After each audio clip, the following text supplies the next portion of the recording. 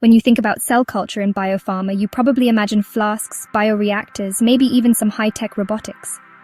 But there's an unsung hero in all of this: nitrogen gas. Yep, good old N2. It's everywhere in the process, quietly doing some seriously heavy lifting. First up, bioreactor headspace blanketing. Why does this matter? Well, when I'm growing sensitive cells, like CHO or HEC 293, the last thing I want is oxygen creeping in and oxidizing my media or product.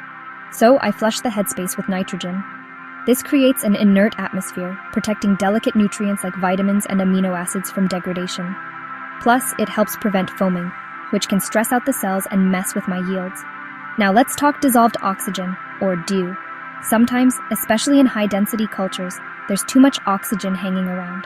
That can actually hurt my cells. By sparging with nitrogen, or overlaying it, I can strip out excess oxygen. For stem cells or other low-oxygen demand cultures, a little hypoxia can actually be a good thing, keeping cells stemmy and reducing oxidative damage. Nitrogen also plays a supporting role when it comes to balancing gases. In bioreactor gas mixing, I'll use nitrogen alongside CO2 and O2 to maintain the perfect gas ratios. This is crucial for keeping my pH stable, thanks to the bicarbonate buffer system. If my pH drifts, my cells won't behave the way I want. Don't forget about media and buffer prep. When I'm mixing up fresh media, I want to protect sensitive components like L-glutamine or ascorbic acid from oxidation. Blanketing my prep tanks with nitrogen does exactly that. It also helps keep out unwanted microbes by keeping dissolved oxygen levels low. Now, if I need to store my master or working cell banks, or even virus seed stocks, I turn to liquid nitrogen. Cryopreservation at ultra-low temperatures ensures these precious cell lines stay viable and ready for future production campaigns. Nitrogen's not just about blanket protection, though.